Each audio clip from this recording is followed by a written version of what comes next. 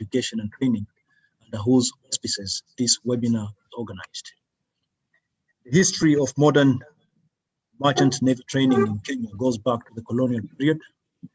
The Mombasa Institute of Muslim Education, NOMI, present-day Technical University of Mombasa, was established in 1951 and offered maritime training to such remarkable levels that by the 70s, the UK government had approved the college to issue Part A of the UK Class 2 Certificate of Competency for Marine Engineers. Shortly after independence in 1963, the British government, through the Overseas Development Aid Program, undertook to train East African deck and engineer cadets in UK marine colleges and subsequent sea training on board British ships. The main purpose of the training was to produce qualified merchant navy officers to take up supervision of the jointly operated common services in harbors and lakes shared by Kenya, Uganda, and Tanzania. In 1966, the Eastern Africa National Shipping Line was established by the governments of Kenya, Tanzania, and Uganda. The first vessel, MV Harambee, purchased from Hamburg, Sud.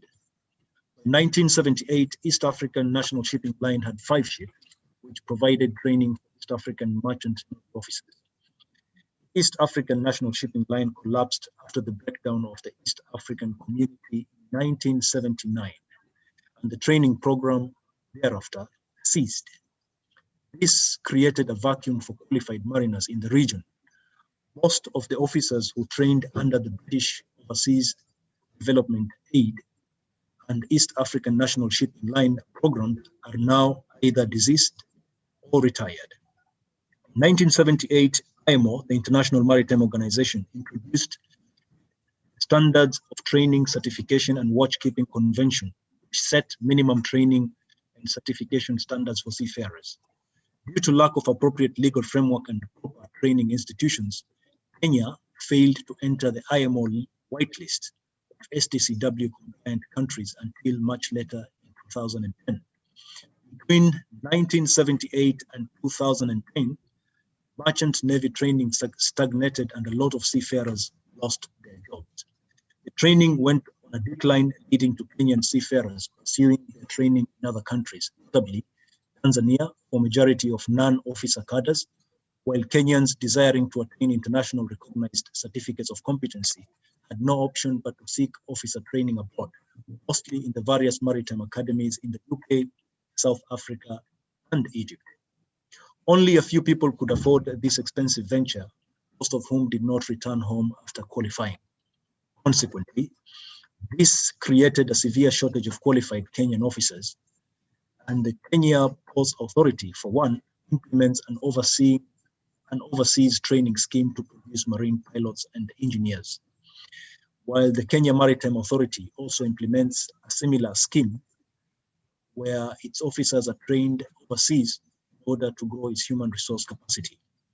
The government of Kenya realized that it was necessary to establish a legal framework to develop the maritime sector in Kenya. This initiative led to the establishment of the Kenya Maritime Authority, KEMA, in 2004, resulting in the enactment of the Merchant Shipping Act 2009, and subsequently entry into the IMO whitelist in 2010. With the entry of Kenya Maritime Authority as a regulator, maritime education and training institutions have gradually enhanced. Kenya Maritime Authority, in collaboration with Kenya Institute of Curriculum Development, KICD, developed a national maritime course at certificate and diploma levels in the areas of marine engineering and nautical science. The program is being implemented by the Bandari Maritime Academy and Technical University of Mombasa, among other colleges. Several marine training programs are currently offered in Kenyan institutions. The leading ones are as follows. The Bandari Maritime Academy, formerly Bandari College, which offers diplomas in nautical science and marine engineering, craft certificates, nautical science and marine engineering, as well as STCW safety courses. Technical University of Mombasa, which offers Bachelor of Technology in Marine Engineering, diplomas in nautical science and marine engineering. Jomo Kenyatta University of Agriculture and Technology, which offers a Bachelor's of Science degree in engineering. And the Kenya Coast National Polytechnic, formerly Mombasa Technical Training Institute, which offers craft certificate in marine engineering. On to the problem statement for this webinar. The endeavor to revive merchant navy training in Kenya faces numerous challenges. Among them, this webinar will discuss the following: lack of clear understanding of the nature of merchant navy training among maritime education and training institutions and other stakeholders, leading to challenges in curriculum development and establishment of standards in merchant navy training. The mismatch, point B, the mismatch between industry needs, both local and global, and the output of Kenyan maritime education and training institutions. Limited resources for training. This is manifested not only by inadequacy of material resource, but also the lack of engagement of competent human resource qualified and capable of delivering the merchant navy training objectives. Point 4, lack of sea training opportunities. And lastly, lack of mechanism for industry-academia relations to support merchant navy training. The specific objectives of this webinar are to augment the effort of various public and private sector stakeholders in strengthening merchant navy training in Kenya.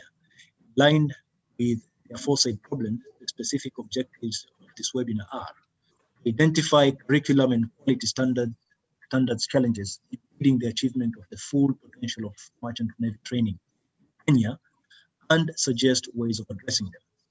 Identify gaps between Kenya merchant navy training output on one hand, and both local and global industry needs on the other, and suggest ways of addressing them. Identify ways to stimulate industry-academia linkages in support of merchant navy training, and to identify challenges in material resource mobilization and human resource capacity building. Lastly, to identify opportunities for international linkages with global stakeholders, including IMO,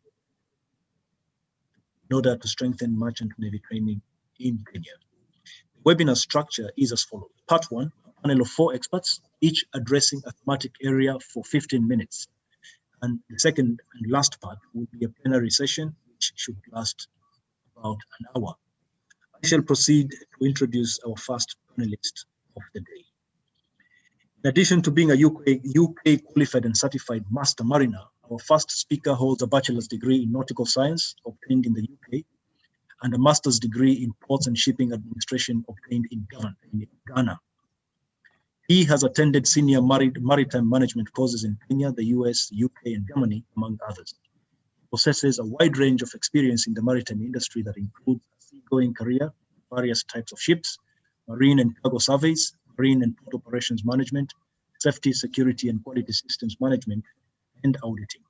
He is currently the principal marine officer at Kenya Ports Authority and has been appointed to various national committees, including appointed member of the national committee that compiled Kenya's report to IMO on STCW compliance in 2009, appointed a committee member in the development of Kenya maritime regulations in 2010, and appointed member of the National Seafarers Syllabus Committee in 2013.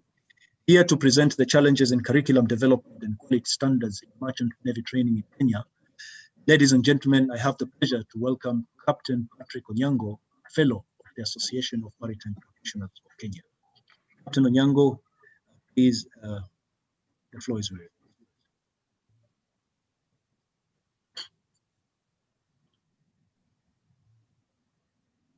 Yeah, the President, Association of Maritime Practitioners, Kenya, Captain Suleiman Bakari, fellow panelists, Captain Dave Mule of IMO, Captain Abdile, Chief Pilot of Kenya Ports Authority, and Chief Engineer Regi of Kenya Ports Authority, distinguished participants, it is a great pleasure this afternoon to participate in this inaugural virtual conference organized by our association. And because of the time, I will just go straight to my presentation. I've already been introduced. I'm talking about curriculum development and quality standards in merchant navy training in the Kenyan perspective. That's my outline. I've already been introduced. I'll just briefly highlight the existing legal framework for MAT standards, the Merchant Shipping Training and Certificate Regulations 2016, existing legal framework for curriculum development, and I'll narrow down to Kenya Institute of Curriculum Development. I'll briefly talk about the role of Kenya National Examination Council, then the National Syllabus Committee, then I look at challenges, conclusion, and recommendation. Existing legal framework for MAT standard, I've just summarized in 3 aspects. The first one is the Merchant Shipping Act. In the Merchant Shipping Act, there is a requirement for training, certification, and safe manning regulations. And in that requirement, the Act gives the minister powers to make regulations pertaining to training, certification, and safe manning. In a nutshell, the Merchant Shipping Act states that in making those regulations under this section, the minister shall have due regard to the STCW convention, which is very, very important, that as much as the Act empowers the minister to make regulations, but they must be in conformity with the provisions and requirements of the STCW convention. The same Act gives powers to the Director General of Kenya Maritime Authority to set standards pertaining to training, examination, and certification. Then I look at the Merchant Shipping Training and Certification Regulation.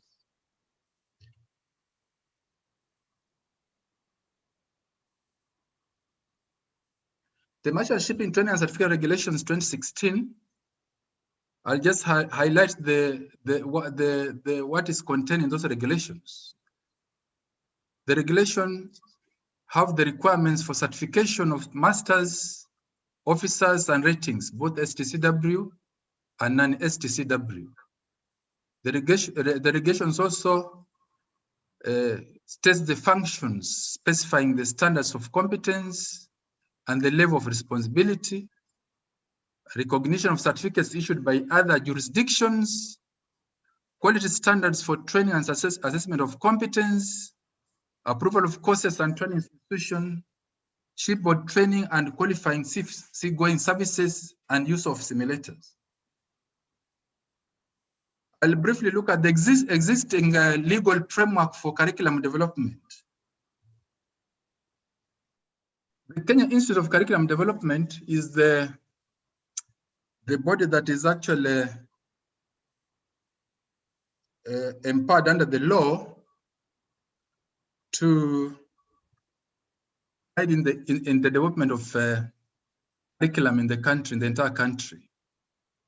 KICD was established by Act of Parliament 2013, and it has the following mandate: to develop, review, and approve programs, curriculum support materials for basic and tertiary education that meet international standards, curriculum consultant services, development and implementation of specialized professional training programs, and most importantly, that Kenya Institute of Curriculum Development was instrumental in the development and approval of current nautical science and marine engineering courses. And I was really privileged to be part and parcel of that committee. We had a national committee that developed the syllabus and under the guidance of Kenya Institute of Curriculum Development. The Kenya National Examination Council also plays a very important role as far as the MAT is concerned. NEC was established also by Act of Parliament, and it has the mandate to set and maintain examination standards, promote the international recognition of qualifications conferred by the Council, conduct examinations on behalf of foreign examination boards, and very important that it's NEC, the nautical science and marine engineering diploma and certificate examinations are administered and certification issued by NEC. The ensuing qualifications are therefore nationally and internationally recognized, which is very important that any student who is holding a diploma in nautical science or marine engineering has not only the nationally recognized qualifications, but also internationally recognized qualifications, so that in future, if such a student wants to further his education, he can either join the local university or international university. I'll also talk about National Syllabus Committee. This committee is actually enshrined in the Merchant Shipping Training and Certificate Regulation 2016.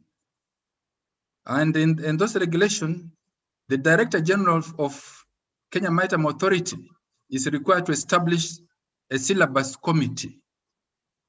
The composition of the committee is as follows: the Minister of Transport, Kenya Maritime Authority, Kenya Institute of Curriculum Development, Kenya National Examination Council, Kenya National Qualification Authority, Technical, Vocational and Education Training Authority, approved training institutions, Seafarers recruitment and placement agencies, shipping industry, workers union in the shipping industry. What are the roles of the syllabus committee? Number one is to review the merchant shipping training and certificate regulations. Number two, adopt strategies for the full and timely implementation of these regulations. Number three, propose mode of delivery, monitoring, and evaluation of the impact and effectiveness of the training courses. And number four is to formulate a standard for refresher and updating courses. What are the challenges that experiencing? Number one, the National Syllabus Committee has been moribund over the years. Consequently, the current training courses are not abreast with the maritime industry dynamics, technological advances, and training needs. I was a member of this committee for 5 years, together with Captain Dave Muli. And for the 5 years, we did not have meetings as required by the regulations. But I can attest that we had three serious meetings. And out of those meetings, we were able to develop the training syllabus for coxswain, the 3 grades, coxswain 3, 2, and 1. So if this committee is actually convened as required by the regulations, we'll be able to do a lot. But it has been moribund, and I understand last year there was a reconstitution of the committee, so I don't have so much information on this particular committee. Another challenge is on the maritime education training institutions. They do lack capacity, both human and resources, to offer quality education. Why am I saying this? A friend of mine who works at TUM asked me a simple question many years ago, that I have noted that none of the captains and engineers from KPA teaches here. She wanted to know why. So before I could answer, she told me that actually she has heard from the college that we are not interested in teaching, and we do not have the capacity to teach. I don't know what it means. But one thing that is very interesting is that, KPA is the citadel of master mariners and chief engineers. So if at all these master mariners, chief engineers, none of them is currently teaching at those institutions. So who are these people who are teaching these institutions? What kind of qualifications do they have? I remember fellow panelists, whether they went to a college in UK, in Egypt, in Malaysia, or in South Africa, the commonest denominator there is that you were taught by a captain or a chief engineer.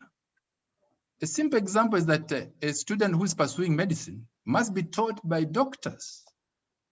There's no other way about it. So something that we really need to have a serious national discussion. Then another challenge is that the MTCs do not have the MTCs do not have in place QSS to guarantee provision of quality services in terms of training and assessment. It is a requirement under STCW convention that each and every institution must have in place a quality standard system that will guarantee the provision of the training and assessment services. The Kenya Maritime Authority also has the challenges in because it is constrained, it has capacity constraints. And this could explain why they have not been having these meetings, National Syllabus Committee meetings and other so many things that have not been implemented. They do lack capacity also. In conclusion, in the absence of a vibrant National Syllabus Committee, capacity constraint affecting KMA in discharging MAT functions, lack of capacity in MATs, the country may be churning out half-baked officers who may not be able to meet the industry's stringent job requirements. In other words, they may not be employable internationally. My recommendations, number one, the Director General of Kenya Maritime Authority should institute an independent evaluation of all MATs as required in the regulations. Those found not meeting the prescribed standard should be disaccredited. Number two, the National Syllabus Committee should be reconstituted and facilitated to carry out the mandate as espoused in the regulations. Number three, scheduled inspection and audit of MATs should be conducted as stated in the regulations. Number four, the ministry and the Kenya Maritime Authority should formulate a policy that will facilitate sharing of the training resources amongst the MATs for provision of quality training and to avoid wastage of public resources. An example here is like Bandari College has invested in full emission simulator. The Kenya Navy has a full emission simulator. I understand TUM also has a full emission simulator. I understand even JQuat also has their own. These are public institutions which are using public resources to acquire these very expensive facilities. Why do you have to have all these facilities? That is something that also it must be taken at a very high level so that we're able to share these resources and we will be able to save public money. I thank you very much. Back to you, Mr. President. Thank you very much, Captain Patrick Onyango, for that very, very priceless presentation. We have benefited from your first-hand experience being a member of the committees, national committees, and I'm very sure that the participants have been able to take note of all the issues that you have raised, and they will be coming back to you in a session. Thank you very much once again, and I will take this opportunity now to introduce our second panelist of the day. In addition to being a Class 1 Unlimited Chief Marine Engineer qualified in Malaysia and an incorporated engineer registered by the UK Engineering Council, our next speaker is a graduate of the Dalian Maritime University, the People's Republic of China, having obtained his Bachelor's of Science degree in Marine Engineering. He has attended numerous maritime professional development courses in Kenya, the UK, and the Netherlands, including reliability maintenance systems, type-specific engine manufacturers training, mechatronics, risk management, and marine pollution control, among others. Our speaker's wide maritime experience includes a seagoing career culminating to the rank of chief engineer in various types of ships, pollution control officer at Kenya Maritime Authority, marine superintendent, and senior marine engineer at KPA. He is the current principal marine engineer afloat at Kenya Authority. Here to present the nexus between training programs and industry skills requirement, I am very pleased to welcome Chief Marine Engineer Charles Iregi, a member of the Association of Maritime Practitioners of Kenya. Engineer, karibu sana.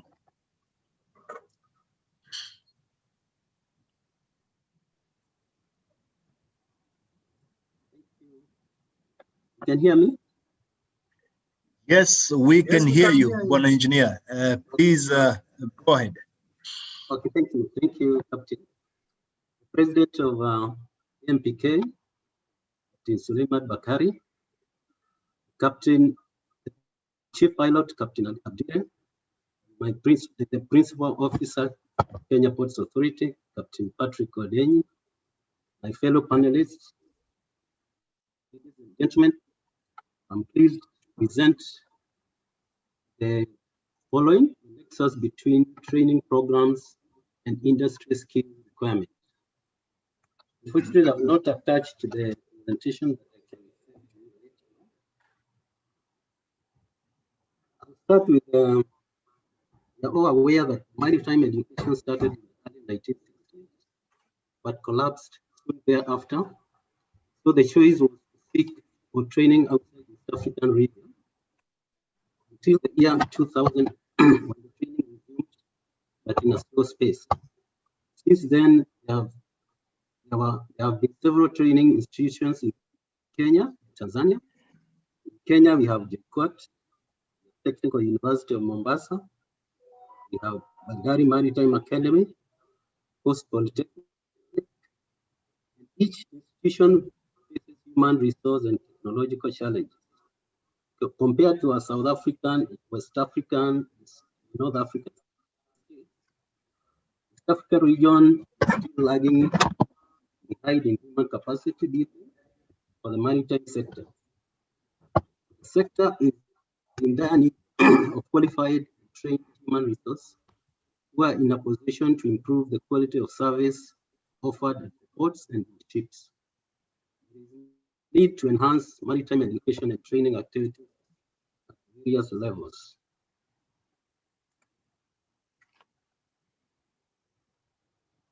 We are aware that maritime administration and port authorities play an important role in the growth of economies. However, there are challenges that hamper the growth. For example, the poor infrastructure, lack of human resources, congestion, and lack of adequate ship repair facilities. I would like now to talk about the nexus between training programs and industry skill requirements.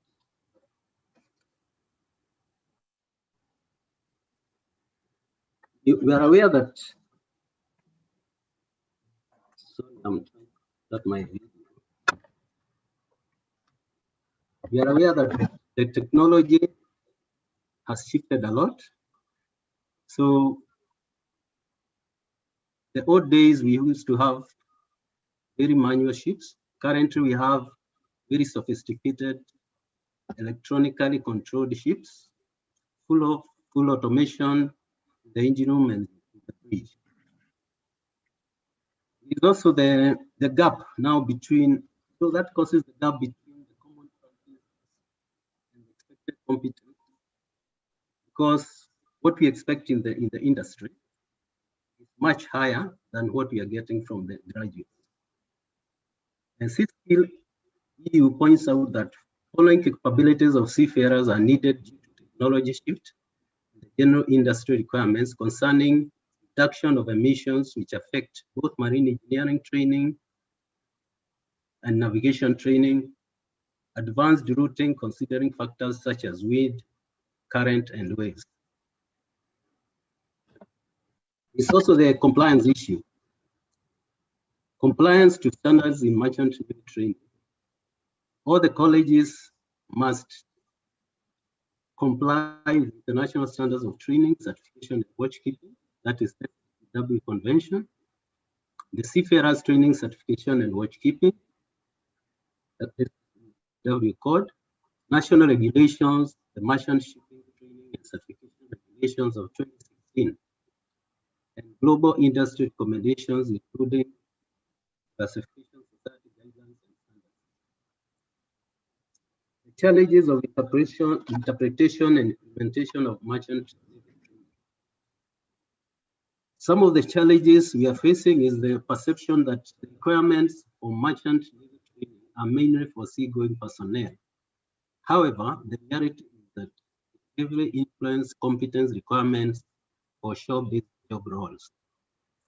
The lack of harmonized standards to facilitate the transition from seagoing roles to shore-based roles, vice versa. The progression of digitalization, globalization, and sustainability in shipping is not translated to present maritime professionals with new opportunities to expand their skills and competencies. In a nutshell, what we are saying is that after training in the maritime colleges, everybody thinks that we can only work in ships, but the reality is we can work in ashore, we can do shore-based jobs, we can do also offshore jobs. But now the problem is that there's a lack of harmonization in the standards. So that is one area we must look at. And now the way forward. Training institutions must develop curricula that integrates sustainable skills and digital skills in maritime training to enhance the competence and skills of maritime professionals. To address sea-to-shore transition, curricula to expand STCW training and integrating business, finance, and other new technologies. In other words, we are saying the colleges should have curricula that addresses business, finance, and other new technology skills so that when somebody graduates, is able to fit the job market outside. Creating strong interdisciplinary environments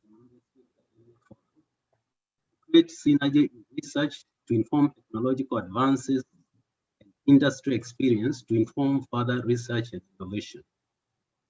Maximize maritime professionals' experience and competence in developing a sustainable technology innovation system and enable resource mobilization for institutions. The other point is lifelong learning, transversal competence, skill upgrading for instructors, lecturers, and personnel involved in training, developing policies for training. Developing standards, both academic and professional, to harmonize qualifications. This is to be addressed through intelligence with the Kenyan National Qualifications Authority, establish the Merchant Navy Qualifications Stream, the Kenya National Qualifications Framework. In other words, these are the challenges we are facing as a nation, but we know that we come together with all the stakeholders, with the guidance of the Kenya Maritime Authority, Kenya Ports Authority, the Ministry of Maritime and Shipping, we are able to solve these problems. Going by the, we know that the blue economy pillars are 5. That is the fisheries, the maritime transport, the coastal and the coastal tourism, ship repair, shipbuilding and repair, and offshore oil and gas. So if we are able to equip our universities, we are able to get the graduates who can fit in those job markets. We have a potential for all these blue economy pillars. So ladies and gentlemen, it's the high time we came together as a nation, all the stakeholders in the maritime industry, to ensure that we get quality education that will fit the job market outside. In other words, there should be a seamless connection between the training programs and the industry outside. We also urge the local shipbuilding, the local ship repair yards to continue giving attachments and internships to our students who are graduating from the university, because it's not very easy to get internships in foreign going ships. We support our graduates. That will be very good for the country. So ladies and gentlemen, I believe that with the AMPK, we are going to move forward. I want to recognize the efforts being made by the Maritime and Shipping, Madam Catherine, doing a very good job. We need to support her. Come together, I'm sure this maritime sector will grow very, very high standards. Thank you very much. God bless you.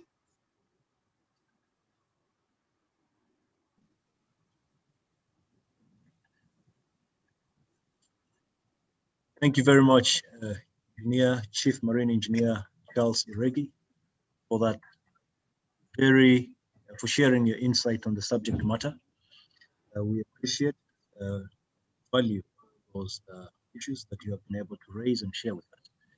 I will, because of the constraint of time, I'll straight away introduce our third panelist. In addition to being a master mariner and qualified and certified in Egypt, our next speaker holds a bachelor's degree in nautical science and a master's degree in maritime transport technology, specializing in ship operations and maritime safety. This was obtained in Egypt. He has attended numerous maritime professional development courses in Kenya, the UK, US, Germany, and Egypt, among others. Graduate of the UK Royal Naval College in Dartmouth, he has served as a commanding officer of various ships in Kenyan Navy fleet. His wide maritime experience includes a seagoing career in various types of ships, marine and cargo surveys, marine and port operations management, and maritime safety, security, quality systems management. He is currently the chief pilot at Kenya Ports Authority and has been involved in establishing training programs in various maritime institutions in the country. Here to make a presentation on maritime resource mobilization and human resource capacity building merchant navy training in Kenya, I have the pleasure to welcome Captain Ali Abdile, a fellow of the Association of Maritime Practitioners of Kenya. Captain Abdile, karibu sana.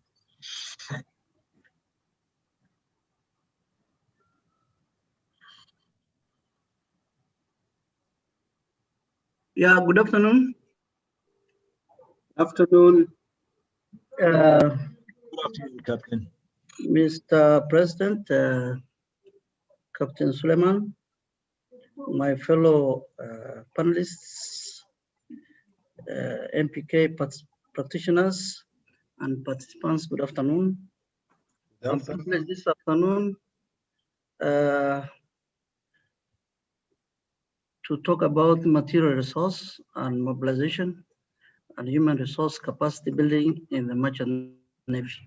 This is a wide topic.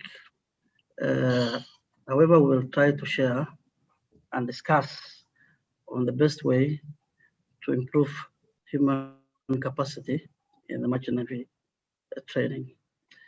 You are aware, this is because of limited resource of training, manifested not only by the inadequacy of material source, but also lack of engagement of competent human resource that are qualified and capable of delivering these objectives. Therefore, it is important to identify the challenges in this resource mobilization and human resource capacity building, and we should be able to address and suggest ways of improving the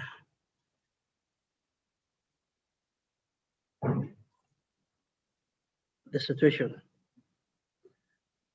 The call for human resource capacity building, like any other profession, whether it is the doctors, the engineers, is a core for rebuilding this country, and we must participate in building the maritime industry at a time when Kenya needs it most.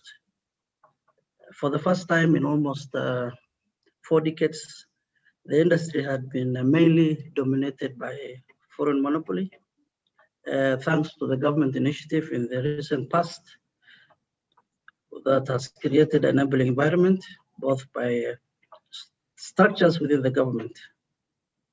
The challenges to take up this task of developing productive and vibrant maritime human resource that shapes the national discourse is key. Emerging from the 40 years of not having a proper needs, there is essentially need for strategy for human development, capacity building, and must proceed not only from an assessment of needs, but also from an assessment of existing capacities. Therefore, we need, one, sustainable structures and competent human resource. From the introduction by the president, you realize from 1965 to date, many gains have been made, including the structures that government has done through the ministry, headed by Madam Karigudi, and the legislation thereafter, which has enabled us to have legal aspects, and also the establishment of BME is a step towards going to the right direction. I must congratulate in the first step, in the first instance, this institution and the team that has come up with this initiative. The institution is the first step, baby step towards participation in building the human resource capacity. The industry is, as you're aware, many of you, is very untraditional and very expensive. You realize the few products that we produced in Bandari College are still struggling in the market. And therefore, it is important to have training in the right direction so that proper benchmarking can be done. Number one, the BMA as a starting point.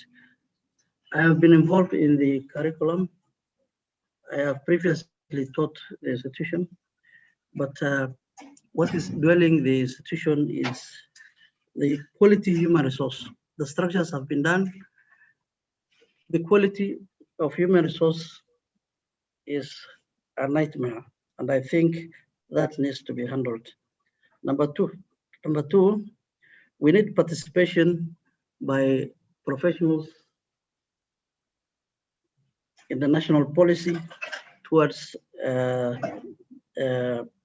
the maritime industry. What am I saying? I'm saying that we need institutions like boards, that the one that is equivalent like in other institutions like UK, that are organized and participate, for example, of what my colleague Captain Onyonga said, the Maritime Education and Training Institution, so that as much as we are working in other institutions, we are able to participate and deliver our professional aspect towards improving the training. We need also to engage Kenyans. As you realize, many countries like Egypt, Nigeria, and Ghana, they had a long struggle in establishing the maritime industry, and they did this through collaboration with other institutions and also engaging the Kenyan, the state companies to provide that financial requirements in terms of meeting that product they required. They also need training ships. You realize this has been a big challenge to the products that we produced for the last 5 years. Even the officers that have gone to other countries have the same challenges. Sea time is a nightmare, and it takes time and very expensive because we have no national ships. This needs to be catered for or planned. It requires resources, but this is a big gap that needs to be closed. We also need to create an environment to nurture these students. I admire the Nigerians and Ghanaians when they first started the institutions. They took a bold approach to make sure they nurture their students. And if you see what is happening today in Bandari College, the products that we have produced today are frustrated because they are directionless and they do not know where to go with their diplomas. We need to come out as professionals to guide and give them career guidance so that we volunteer to produce the right kind of products.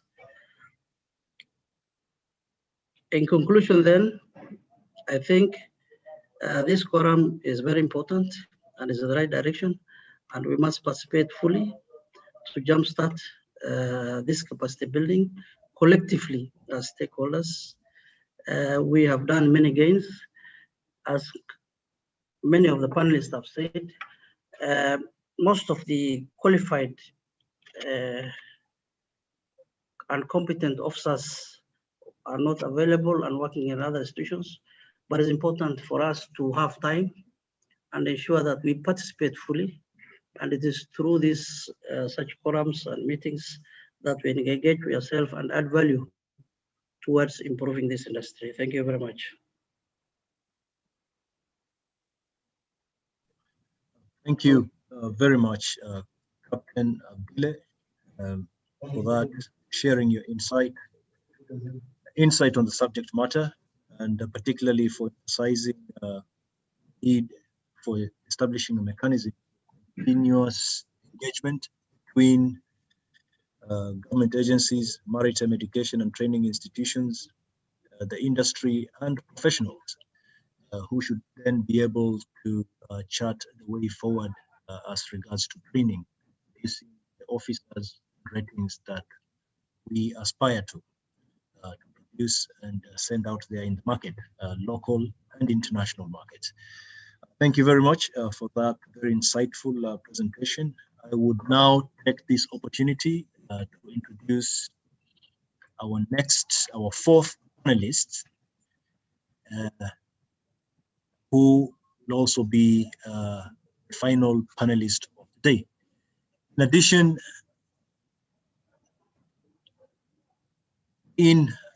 addition,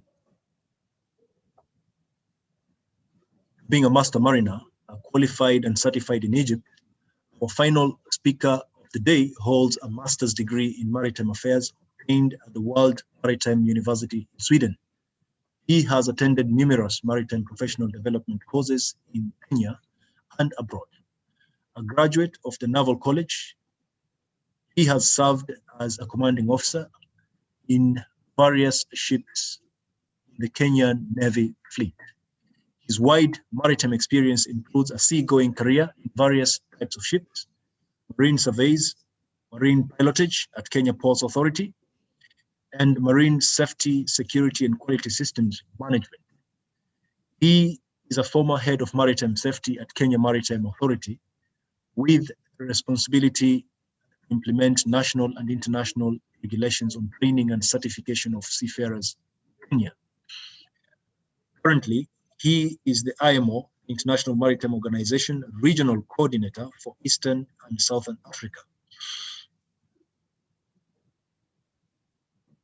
Here to help us navigate through the international context of merchant navy training, focusing on technical cooperation and international linkages with global stakeholders, I am very pleased to welcome Captain Dev Muli. Captain Muli, karibu sana.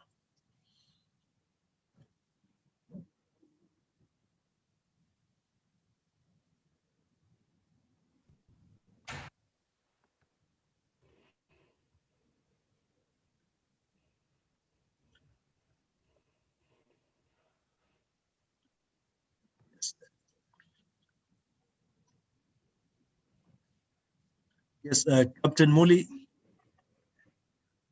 can you hear us? Yes, I can hear you now.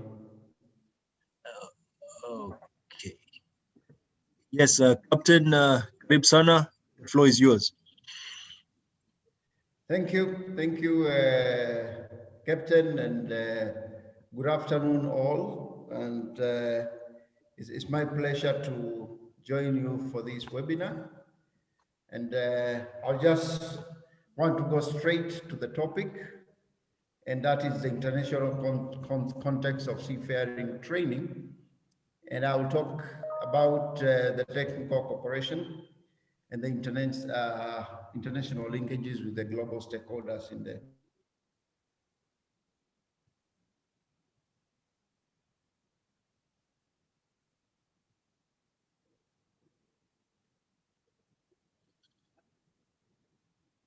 sorry for that. That is the International Integrated Technical Cooperation Program.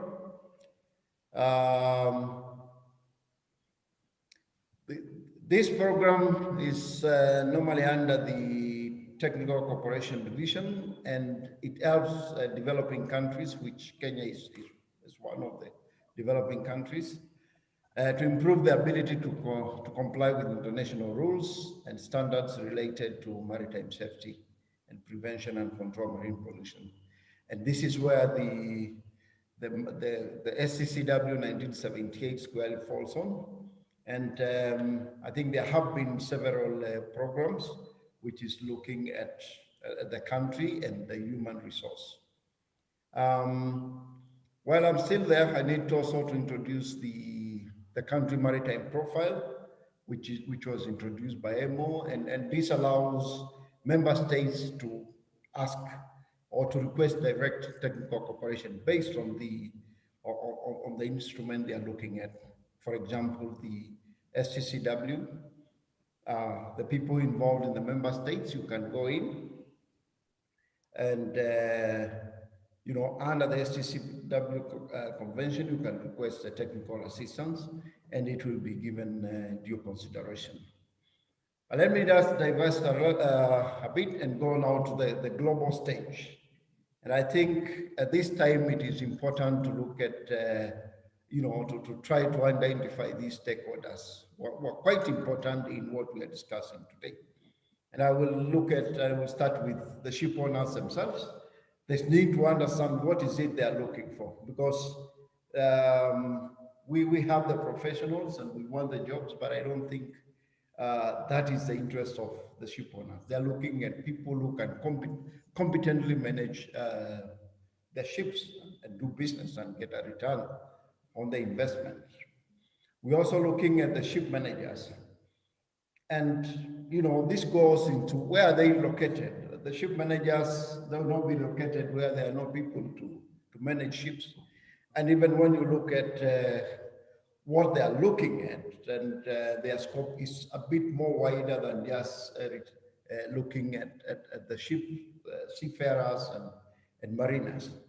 And this is something we should be now thinking of, you know, trying to widen that professional gap. All those people who play a role in ship management, maybe people dealing with the chartering and all those kind of professionals. And so even as we look at merchant navy training, we need to look at, you know, outside the traditional seafaring job. And then we have the crew recruitment agencies, and these are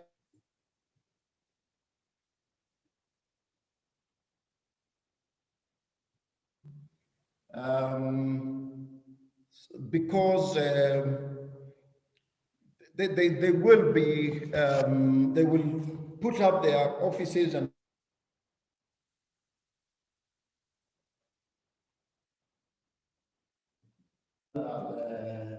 available. And of course, when we look at developing our profession, we're also looking at these people and what they are looking for. What caliber of seafarers are the crew recruitment agencies looking for, and such kind of things. Now, we also need to look at the maritime training institutions all over the world. because they're very key. Normally, you look at the demographics, you find some parts, I may talk like, for example, Europe, they have more facilities than the people to be trained. And these are the stockholders we'll be looking at, you know, where they have capacity and less people. And, you know, and those coming from the maritime training institutions, you know that it's easy to build these partnerships, you have exchange programs. And I will say that is an area where there's a lot of opportunity. And this point I'm talking about the partnerships with the maritime training institutions, you know, it has been underscored by the UN Strategic Goal number 17 on global partnership and cooperation. So there is that aspect which is looking at partnership as a way of achieving development and other areas. Now, let me look at just the opportunities I see from where I sit. And, you know, you look at the global projection for seafarers. And in this, I will refer to the ICS and BIMCO work.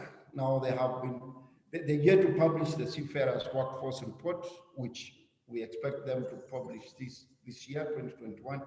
And I look at this as a good opportunity for the sector in the country, because they normally project, they see where there are shortages, and then we can come up, and our colleagues in the government can come up with the policies which will be addressed and trying to meet this shortage, if there is shortage. And if there is an area where there is more numbers, then you can see how now to project your training. While I'm still on the opportunities, I also want now to look at the current global crisis we are going through, caused by the pandemic, COVID-19. But it has also opened opportunities. For example, the IMO meetings now that are being done on virtual. And I think this is a very good opportunity for us and, you know, to support the member states. And we can have a bigger delegation. You know, previously trying to get a bigger delegation to London for these technical committee meetings would not have been possible because, of course, there was the government regulations on the limitations of the number of delegates you can have. But now this is an opportunity I think we can look at and try to capitalize on that and we get involvement with the technical aspects of the training. That is where the debate is happening, where there are changes, and then we'll be able to assist the country, you know, go along with those changes coming from the IMO. And I will also want to, while we're still looking at the opportunities, in Kenya, we've got now the national shipping line, which is being revamped. And I think the merger with the MSC line, we should see it as a big opportunity for the professionals and also the training, because now here you will have opportunities where you can walk to Moi Avenue and start discussing on your people, on placement of your trainees or such. And I think before I summarize, I need to highlight the challenges we see from the international forum. And basically, we have a challenge in terms of examiners and assessors, actually almost world over. And especially in many areas where the seafaring is not well developed like the West.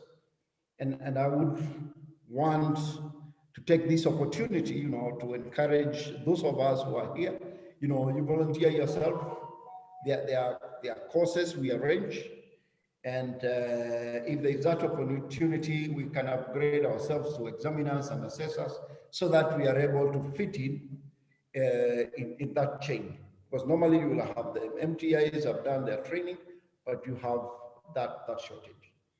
I think the onboard training slots and placements still remain a challenge to most of the developing countries, precisely because many of these countries don't own shipping lines, they don't have a national fleet, and it is something we can do. And that's why when I was looking at the opportunities, I was talking about the Kenya National Shipping Line, and we see how we can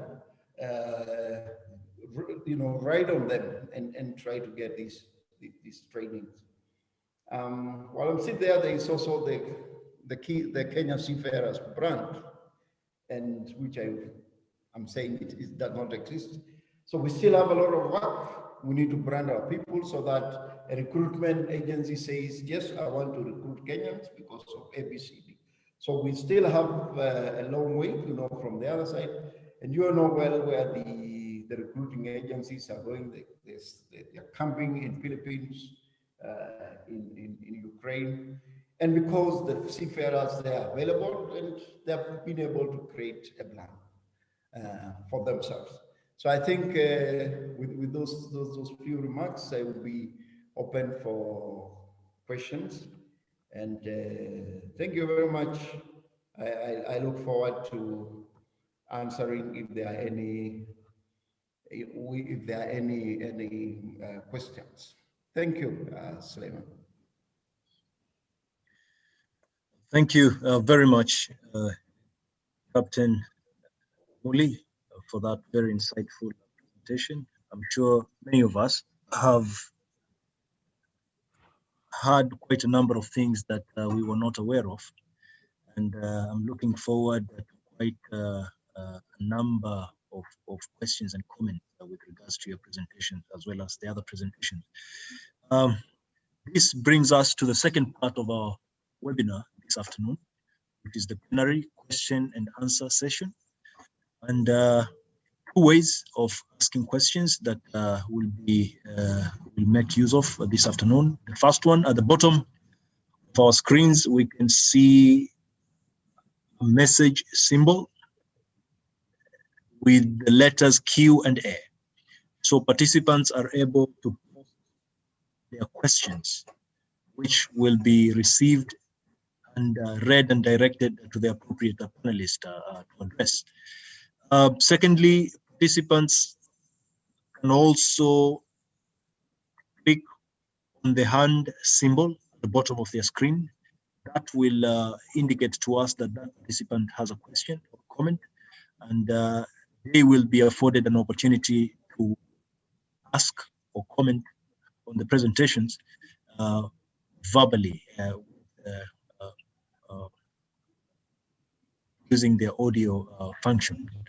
So I take this opportunity to start the second part of our webinar this afternoon. And our first participant with a question to the panelist is none other than Mr. Talib Ibrahim, who will ask his question verbally for all of us to hear. And I will then allocate the question to the appropriate panelist to address. It may be addressed by one or more panelists, depending on what the question entails. So, Mr. Talib Ibrahim, please proceed with your question to the panelist.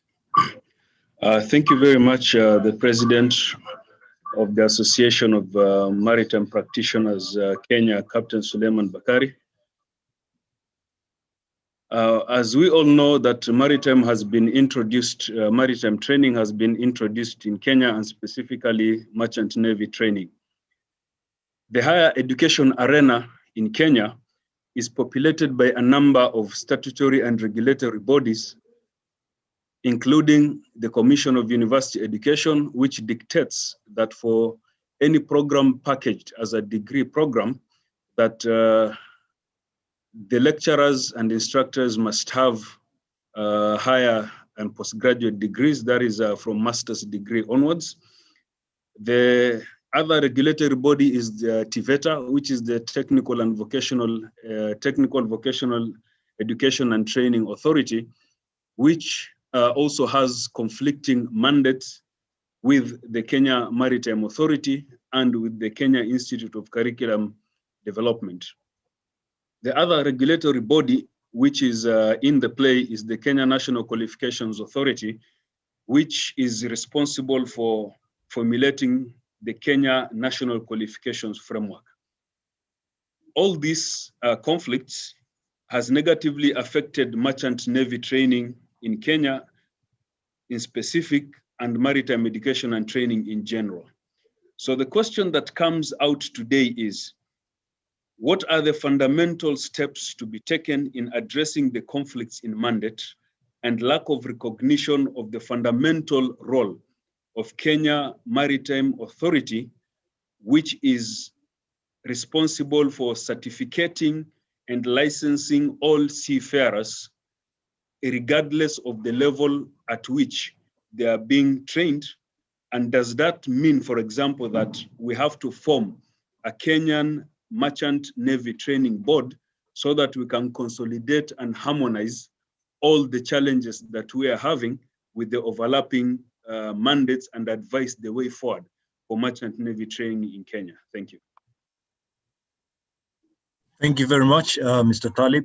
Ibrahim, who also happens to be the head of Secretariat of the Association of Maritime Practitioners, as well as chair of the Maritime Education and Training Technical Committee.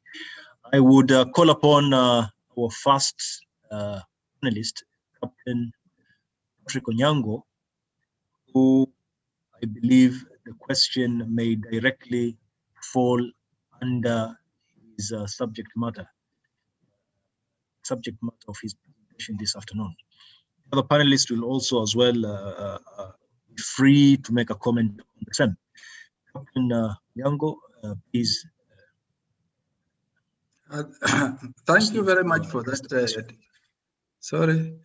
Thank you very much, Talib. That's a very, very important question.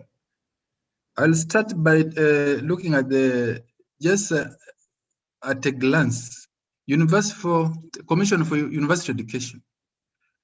There is no conflict at all, even if we had, at the moment, we have JQuat, which is offering a degree in marine engineering. It's only university in Kenya that is offering a degree in marine engineering. The rest of the institutions are offering diploma courses. So to me, there is no problem at all. Even if we were to introduce degree courses in other universities and institutions, it will be under TUE. I have no problem with that. The problem we are having is when it comes to issue of now competence-based training. The competence-based training, as you have indicated, we have TVET and we have Kenya National Qualification Authority. It is not possible. They don't have the capacity to address the competence-based training in this industry because it's very unique. And I'll give you an example of the UK. The UK, we have MCA, that's Maritime Safety Authority. Then we have the British Technical Education Council, which basically is like a TVET. Then what happens there is that we have what is UK Training Board. So whereas the British Education Technical Council is taking off all the technical education in that country, they are alive to the fact that this is but very unique when it comes to maritime training, especially issues with this one, deck and marine engineering training is very unique. So you find that this particular aspect is actually anchored at MCA, which is equivalent to KMA. What MCA does is exactly what KMA is supposed to do. Is basically to make sure that they superintend or supervise the competence aspect of it. They set professional examination, they mark the professional examinations. So that is actually well defined there. So that's the line that we are supposed to take. When it comes to the aspect of now developing the courses and the curriculum, is not anchored at the British Technical Training Education. It is actually the British Merchant Training Board. The Merchant Navy Training Board, they do the curriculum development for the entire industry. So, and something very interesting about this Merchant Navy Training Board of UK is actually under UK Chamber of Shipping. It's under UK's Chamber of Shipping, and it's actually a voluntary board. So it's under UK Chamber of Shipping. So UK Chamber of Shipping is the one which is funding this this board, and they have been there for so many years, and they are doing good work, and they are actually professionals in that board. They know what they are supposed to do. The first time I engaged the KICD when we were developing the curriculum, I mean, it was that they have the technical capacity to develop, but the material aspect of it, they didn't know. They had no idea what it entailed. So we had to guide them. So they were basically relying on us to do that. So what should happen is that if we had the equivalent of Merchant Navy Training Board, we'll have experts on the board. We'll have captains and chief engineer. In addition to that, we'll have the educationists specializing in the curriculum development. So they'll be able to work and come up with a better curriculum than the current arrangement we have. It's something that we need to really, as a nation, to discuss, because it's actually misplaced. When you don't expect so much from KICD, having dealt with them. In fact, if we are not involved, we will not get the product that you're looking for.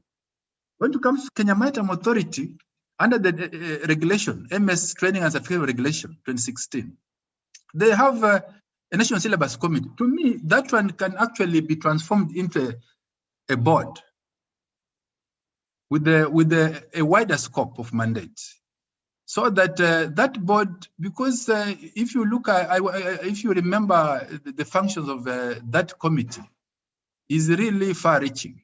It's not just a mere committee. It's supposed to be a very serious board. So we also need to look at, KMN needs to look at that particular aspect of MS Training and Certificate Regulation, so that they can elevate that one to the status of a board and be able to get the right people to serve in that board. I mean, like what happened last year, I just heard that it was constituted, people who are there. It's just laughable. So we also need to be serious as a country. So you have a point. There is a need to review our legislative framework so that we anchor a board somewhere that will specifically deal with the aspect of curriculum development for maritime industry, especially the professionals. Thank you. Thank you very much, Captain Onyango. I think what is coming out clear is what we have all termed as the Kenya Merchant Navy Training Board, mirrored on the image of the UK MNTB, the famous UK Merchant Navy Training Board that all of us have intimately interacted with throughout our training in the UK. Thank you very much. I think I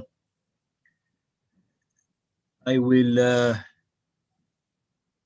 move on to another question, unless any of the panelists would want to comment on the question that has just been addressed.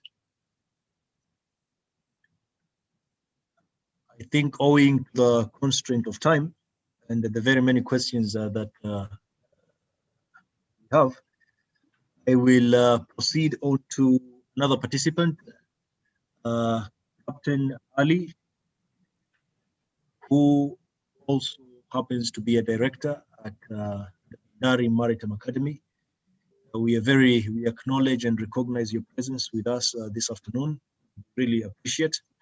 And I think we have notified us that you have a question, and I will give you the opportunity to address to forward the question to the panelist. Captain Ali, please, the floor is yours. You can address the panelist.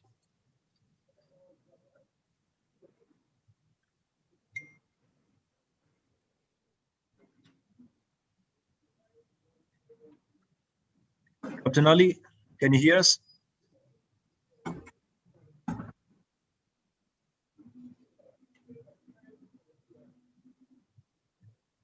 Captain Ali? while we are giving time to Captain Ali to prepare himself and ask his question, we will give an opportunity to James Mwendwa, who has a question on behalf of the student forum of the AMPK. Mr. James Mwendwa, we will enable your mic so you can ask your question.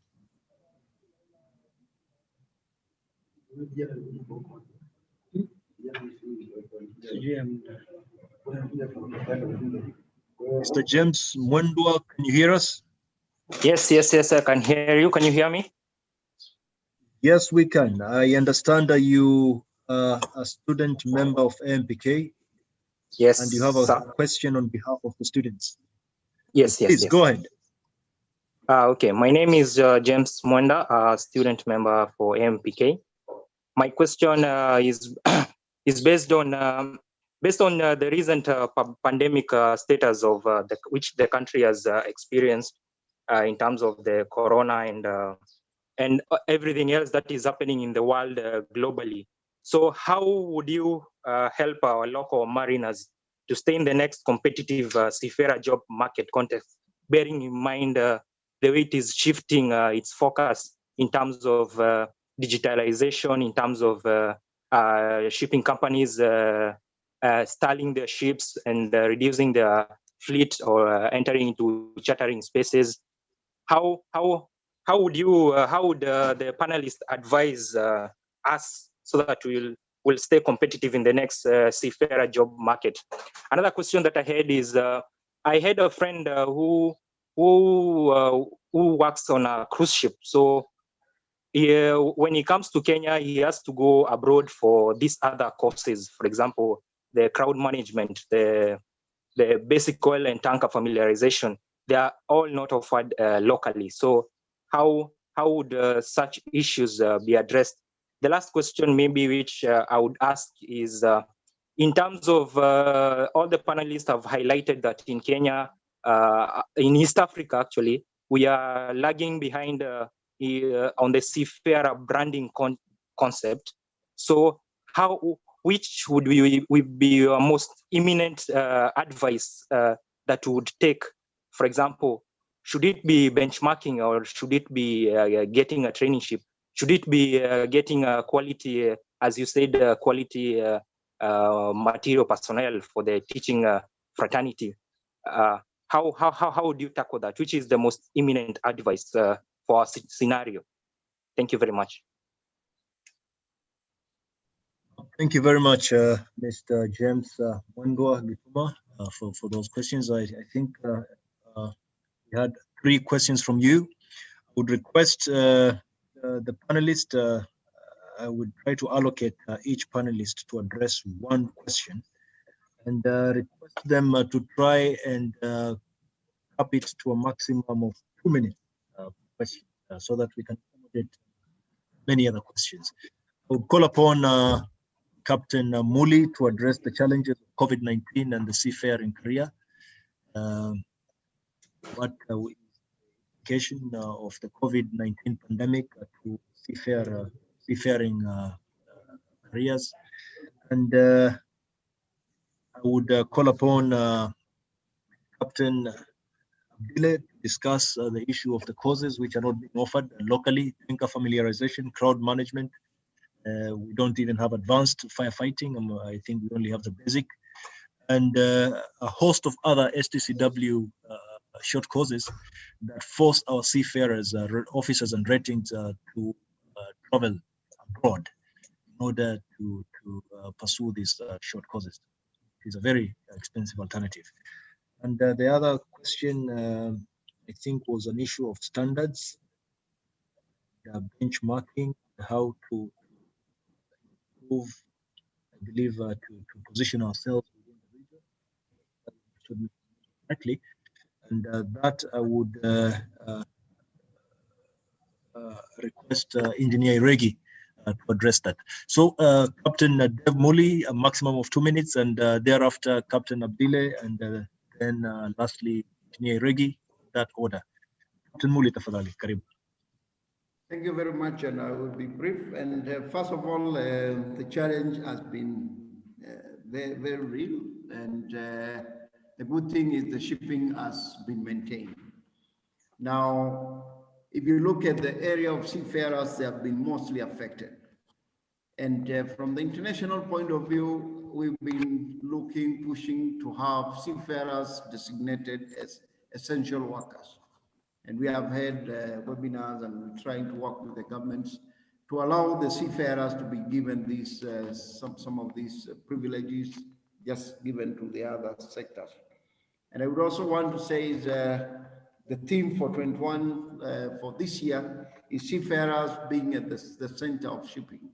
So now the world is shifting its focus to seafarers, and I think that is what in the international world is moving towards, because we must keep on hammering that this is a very essential part of the shipping, the seafarers, the role they play.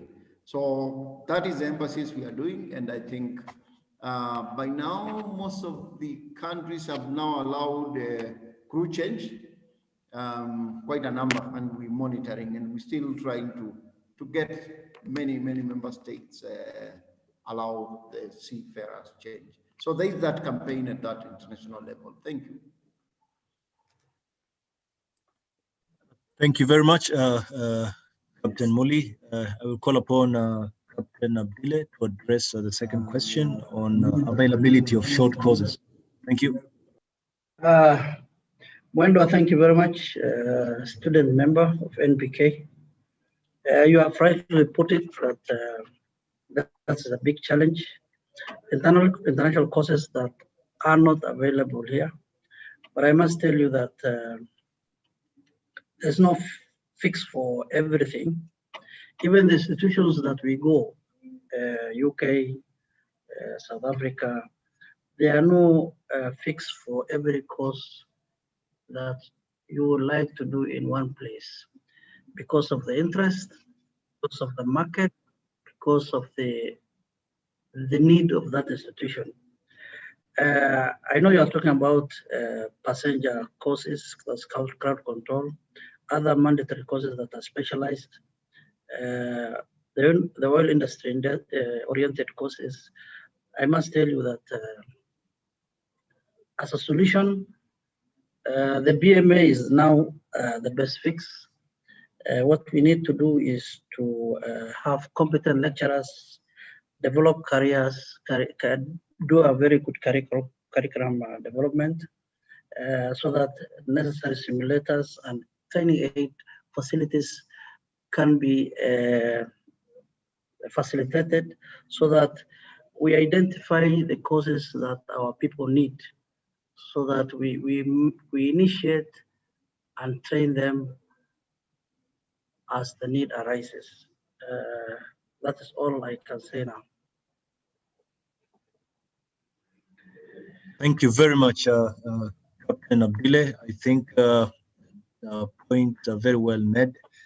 And we should also take note that as Captain Abdile has adequately articulated, that these courses require experts. For example, tanker familiarization and advanced oil and chemical tanker courses would require nautical officers, captains who have got advanced oil tanker endorsements and chemical tanker endorsement on their COCs to be able to teach this. So the requirement when it comes to human capacity to teach these courses is again tall order to fulfill. We have them, but they are few, and many of them are also busy. So they need to be a very tight linkage between the maritime institutions, Ndari Maritime Academy and Technical University of Mombasa and other institutions who wish to provide these courses, to be able to link closely with the experts who are qualified and whom Kenya Maritime Authority would approve to teach these courses. There's not anybody who can teach these courses. There are very, very few people, a very small community of mariners in this country who are qualified to teach these courses. And the facilities are quite expensive to install, the infrastructure, some of it, especially for advanced courses. So thank you, Captain Abdile, for adequately addressing that, and Captain Muli for enlightening us on the measures that are being taken globally to address seafarers this COVID-19 pandemic. Engineer Iregi, tafadhali, on the standards, benchmarking and positioning ourselves within the region. Karibu sana.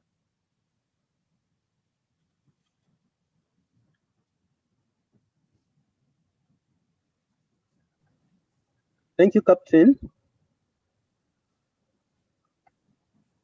Thank you, Captain. My internet is getting unstable. But I think what we need to do, what I believe is Bandari Maritime Academy is still a young institution. I think the best thing would be to find a college abroad that you can collaborate with in order to build capacity so that we can offer these short courses. I know now they are not able to do most of the short courses, but I think we can do like the DMI have done, the Dar es Salaam Maritime Institute. We used to have a collaboration with the colleges in the Scandinavian countries. We are getting a lot of support. So I think if we can identify one college abroad that we can collaborate with, we are able to build capacity and get even some funding. And also I think with Captain Dave Molly, perhaps, I don't know whether you can influence in funding from IMO to build capacity in Bandari Maritime Academy.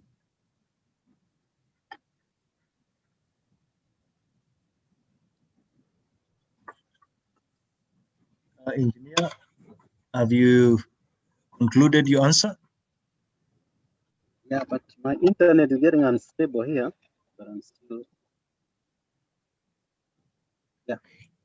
So I think we have clearly heard your response to the question, and thank you for that. I would like to take this opportunity to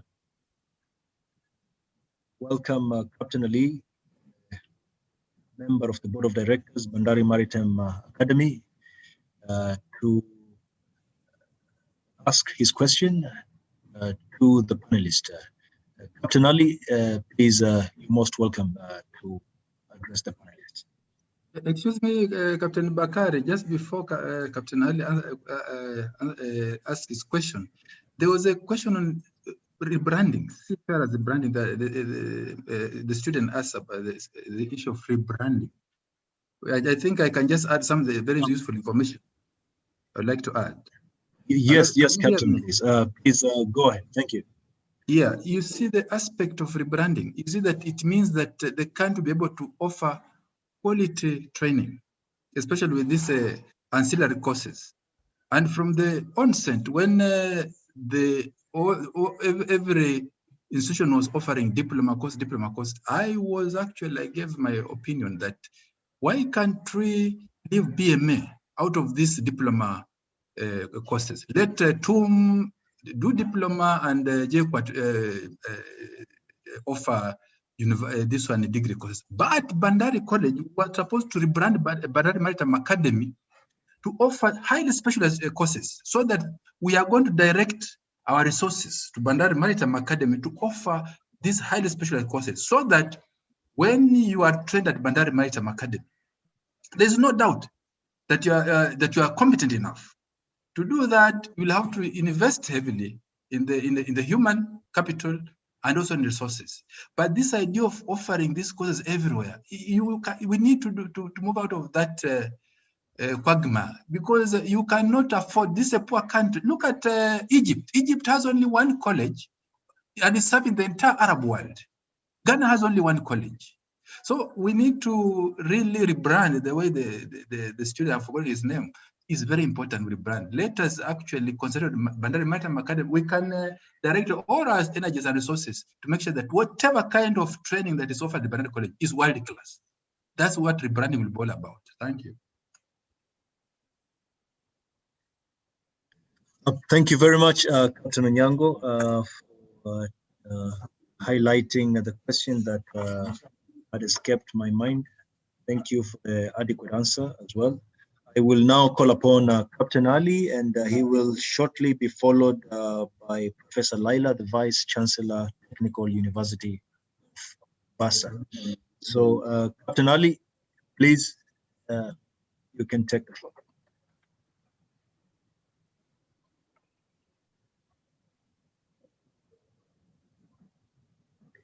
I'm told that Captain Ali is experiencing some difficulties with network. I will take this opportunity to welcome Professor Laila once again to the forum, and to request her to address the panelists with a question this afternoon. Professor Laila, karibu sana, may take the floor. Thank you. Thank you, Bwana Suleiman Bakari. I hope I'm being heard. Yes, you are, very clearly. Yes, mine is first to thank all the panelists for a very, very stimulating discussion. I think this is very, very important, and especially the challenges which have been elaborated during this meeting and throughout the session. But first, a point of clarification. Technical University of Mombasa does offer a degree in Bachelor of Technology degree in Marine Engineering. So it is not only JKU Art which offers a degree course in Marine Engineering. That's a clarification. Number two, there was also the issue which was discussed regarding the sharing of equipment and facilities. I think Technical University of Mombasa has been sharing, like for example, our marine engine simulator with the students of Bandari College. They normally come and they are actually hosted within our institution, and we do share. And I do agree with Captain Patrick Onyango when he said that we really do not need to have several of these very, very expensive equipments, and all this money is coming from the National Treasury. So I totally agree that we need to have one big equipment in one facility, and that should be actually shared among all stakeholders. Now, regarding the issue of curriculum, whenever we make our curriculum, we do invite stakeholders.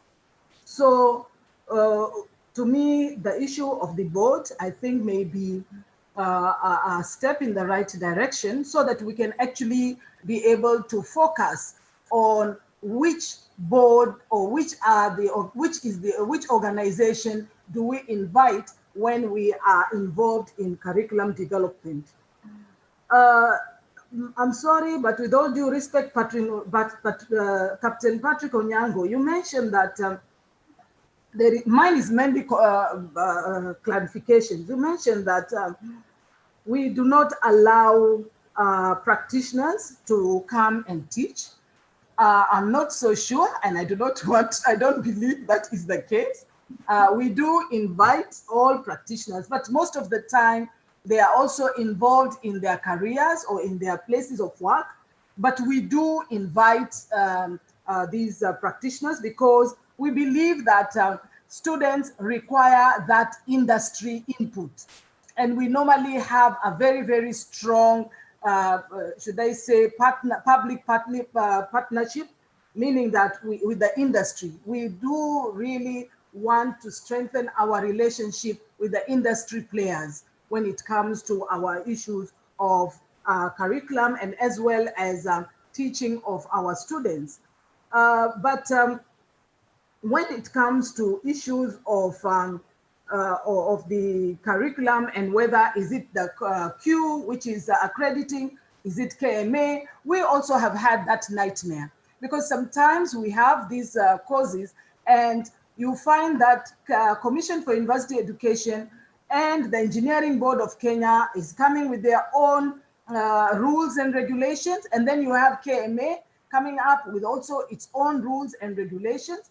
So to me, I think my question is, what is the way forward? We've been talking about the board, but then for us as we don't want duplication.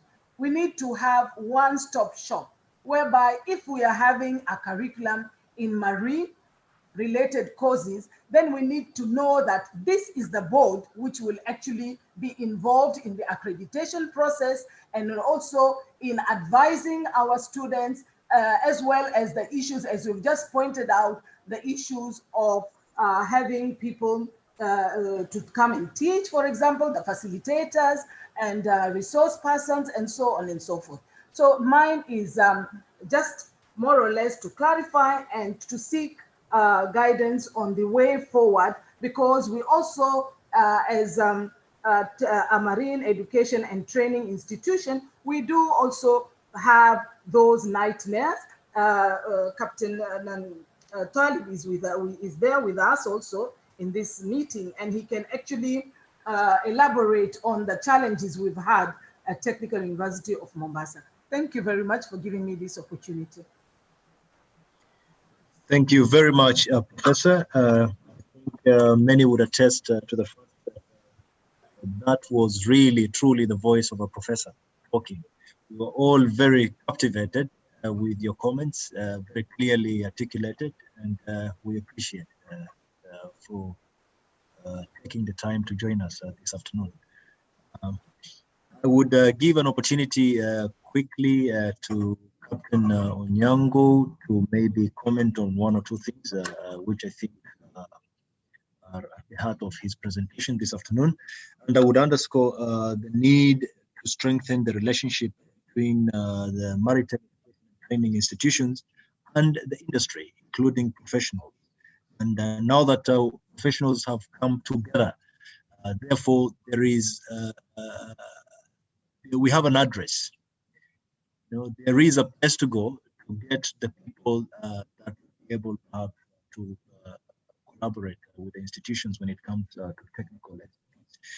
And maybe something related to that that I would point out to the professor. Having been involved in a number of training institutions in this country when it comes to developing courses, we are very, very quick to run to foreigners. Recently, I was involved in a process where, with all due respect, we had an expatriate from some country somewhere, and only to realize that there was very, very little, if at all, the value that so-called expatriate was adding to that process. So we need to map out, you know, the local resources and the resource persons that we have. Make use of them. We combine the international perspectives. Many of us and panelists and many mariners here, captains and chief engineers, have got all the necessary international exposure. That is what it takes to get to this level.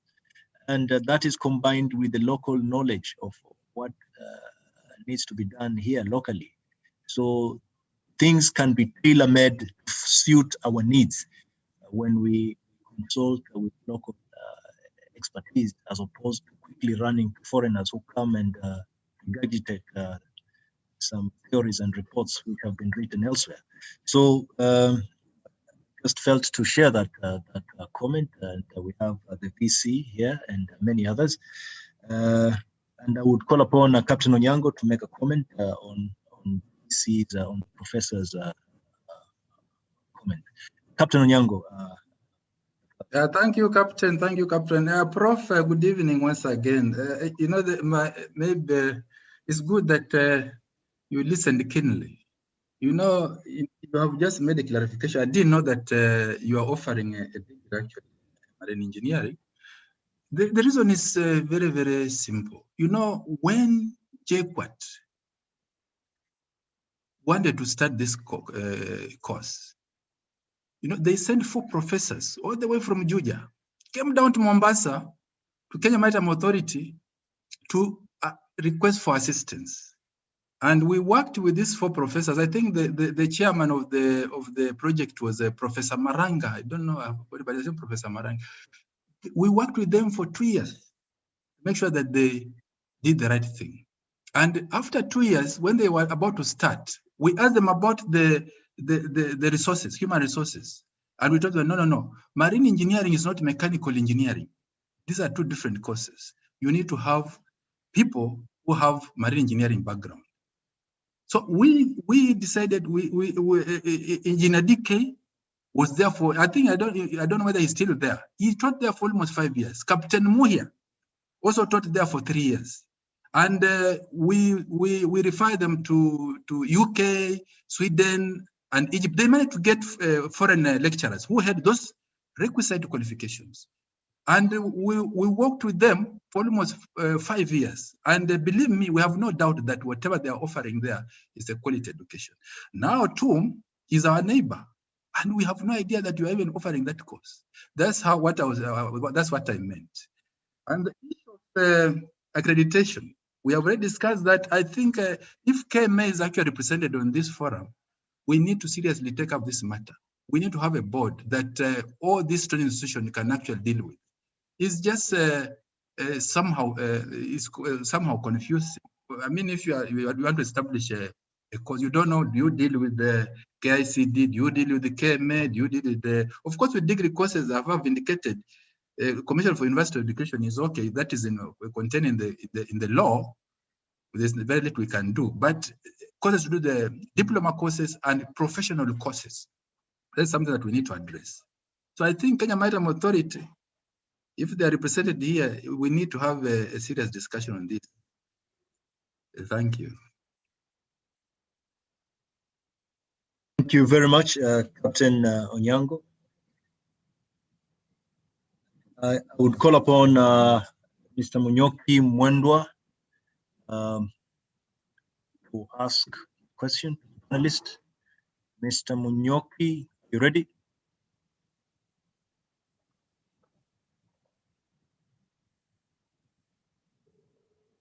Mr. Munyoki Mwendwa, are you ready to ask your question to the panelist?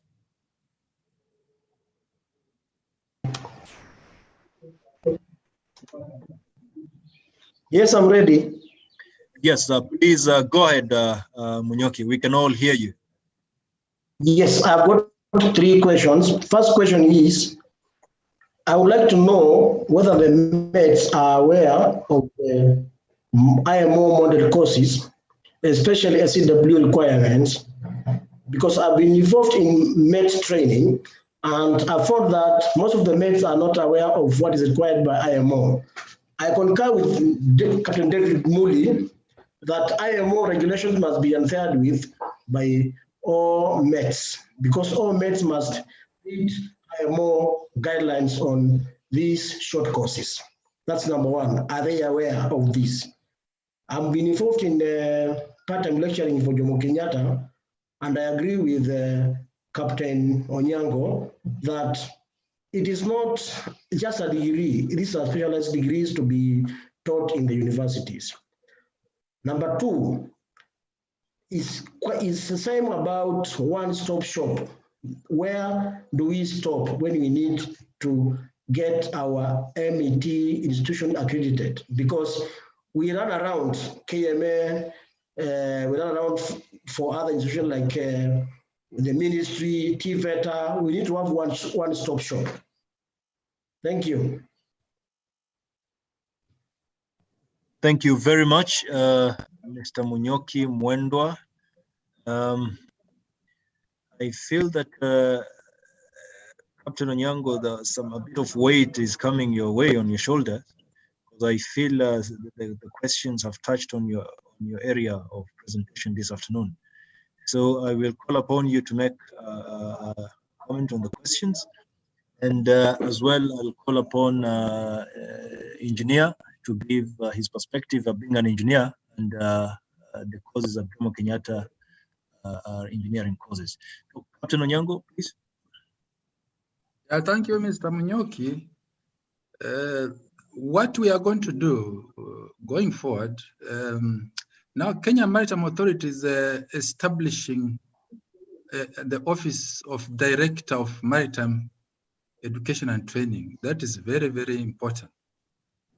Once that is done, we are going to engage that person and the Minister of Transport and other stakeholders. We'll be able to agree, number 1, to set up that board. Number two, where it's going to be anchored is very important. I think we will do that hopefully once. I'll try to engage KM on this matter so that they can actually take a lead. The reason why I'm talking about KMA, there was an aspect, you remember even our, Captain Abdullah indicated that our graduates from these institutions, they are stuck at home. They don't have even seat time. 2006, we engaged the Minister of Transport and we managed to form a national committee. And we were tasked with the responsibility of coming up, developing a concept note for acquisition of a specialized traineeship. And we did that, even it went to the cabinet. And we had actually, the lead agency was KMA. I've been following up on this matter. What happened with that? Even I engaged the PIL.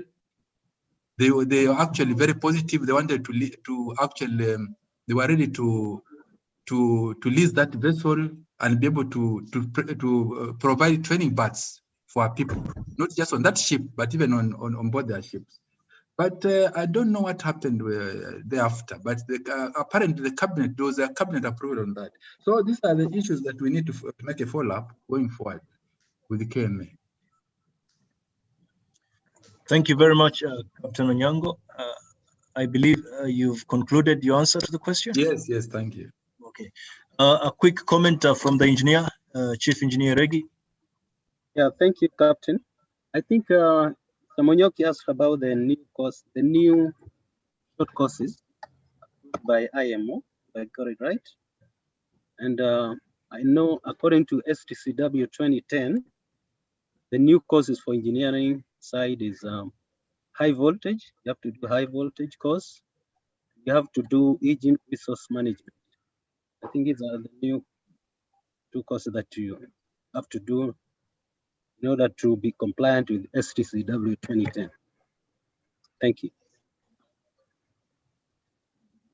Thank you very much, Chief Engineer Regi. I believe for the short courses that you've listed, new 2010 Manila Amendment courses which have been introduced, none of them is being offered locally, and I believe that was the concern. Thank you very much for that, for your answer, Engineer Regi. I will now welcome Chief Marine Engineer Frederick Samba, the former acting Head of Maritime Safety, Kenya Maritime Authority. We appreciate to have you with us this afternoon, Engineer. Please, you can take the floor and make a comment and ask your question. I would request that you cap it to 2 minutes, please.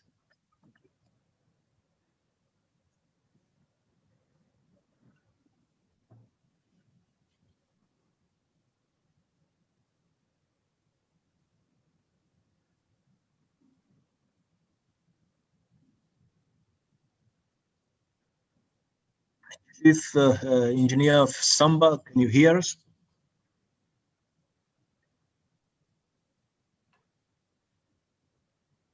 Engineer Frederick Samba, can you hear us?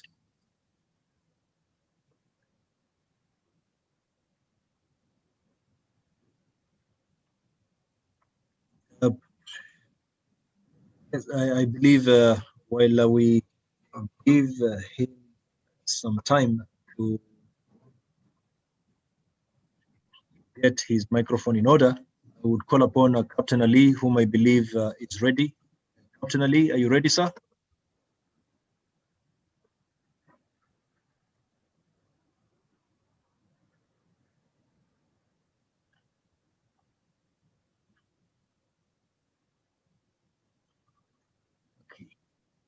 Okay. While we are waiting for colleagues, yes. So I'll read the questions that have been sent to us.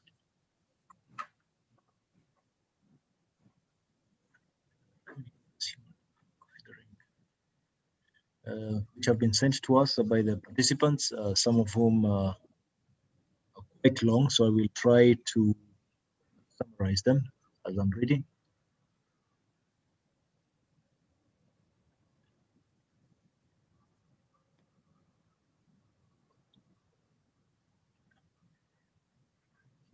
There's a question here regarding, I believe it's connected with the lack of sea training opportunities. And we have Silas Monindo, who has asked about seafarers recruitment agencies, and if they can be relied upon to seek out placement for Kenyan cadets, international shipping companies. I think I'll call upon Captain Abdile to comment on this, to the placement of our cadets on board international ships, which many of them are actually have outsourced their money or crewing to companies who have long-term contractual agreement with them. So is it possible now for cadets to seek out these recruitment agencies to find placement on board? So Captain Ali Abdillah, please, if you could comment on this. Yes, Captain Suleiman, lack of training opportunities, as you mentioned, is the reality now in Kenya. We are making baby steps to put the structures, the legal aspects, to show direction to the society that the maritime industry can be a mainstay and can build the economy like any other institution. The shipping industry works on supply and demand where quality is required. The quality starts from the aspect of training that requires good administration, that requires good supervision and monitoring. And in every stage, you must have the institutions that are supposed to do so that the quality and the standards are maintained. It is only when you have a national organization in terms of training, in terms of the achieving the competence, regulation, and all that, that you can blend with the international community. The community requires recognized, certified, whitelisted institutions. And for us to go there, we have the starting point. I must say the BMA is the starting point. It has only some few adjustments to do with our assistance and the assistance of the government, so that we move in the right direction. So even if you have a crewing agency in Kenya and you do not have the products to sell, then you will not be able to sell and compete in the international market, since we do not have any local ships. I want to congratulate a few of our local players in the industry who I talk to every day, who have ensured that they build capacity in terms of the infrastructure. I mean the ships, the local small ships, and they have taken the opportunity to bring and train our local capacity. So it is through that initiative that we're able to compete in the international market. I must say I have gone on board some few ships like the Messina. They are really grateful for Kenyan seamen. Kenyan seamen and officers are hardworking. Instead of them taking Kenyans here, they prefer taking from our neighbors for the reasons that they know. I have seen also the mask ships from South Africa preferring our neighbors crewing instead of, but they say that the Kenyan crew are very good, but the problem is the process and certification. I think we need to up our game to make sure that we make our institutions and our products competitive.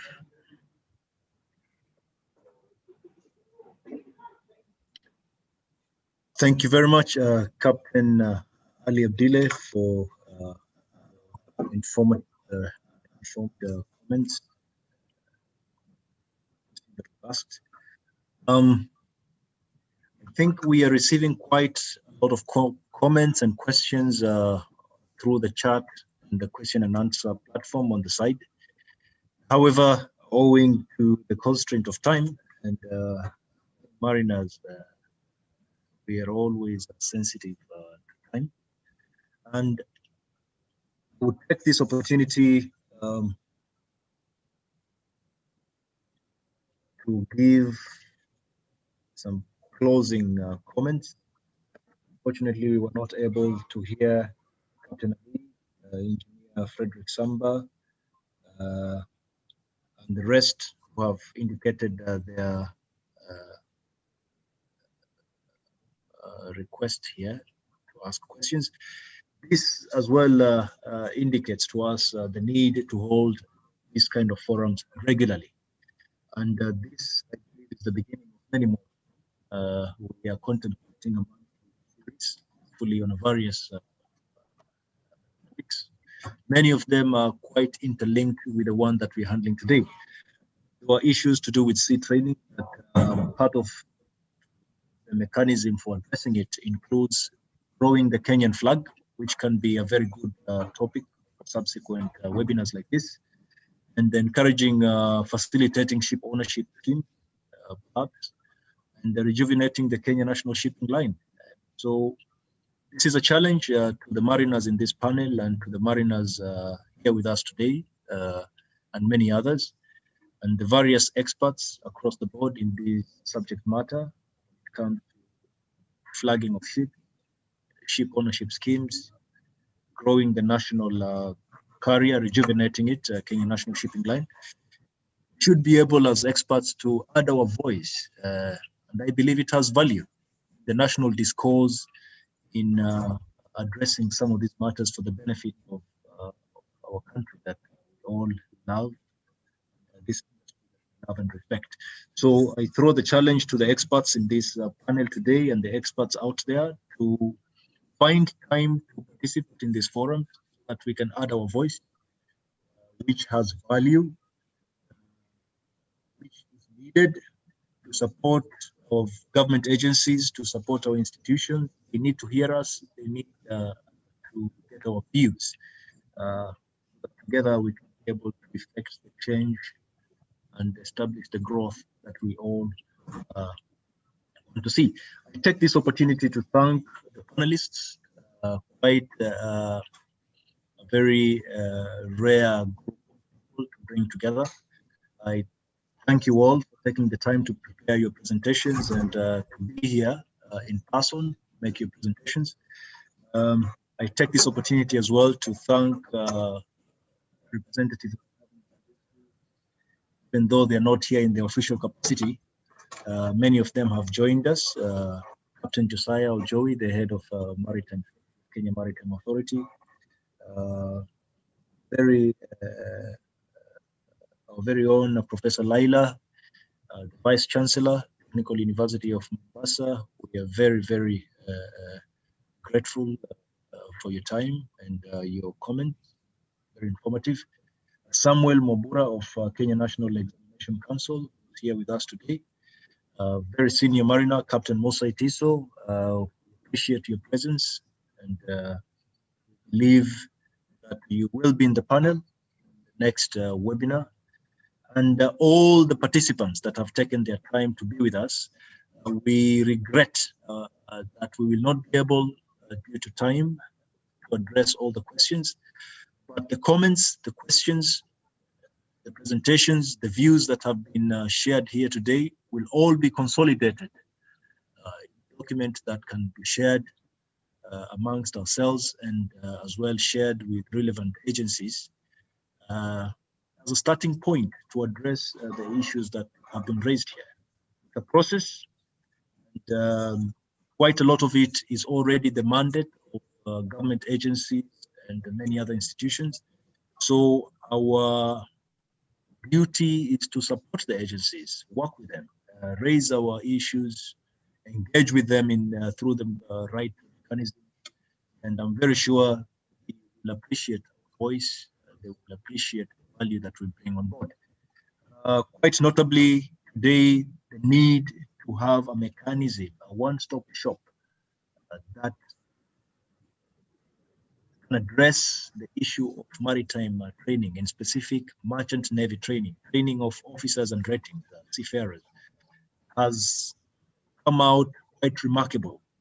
And I thank the panelists, Captain Onyango and the rest of the panelists who have indicated their willingness to pursue this matter going forward.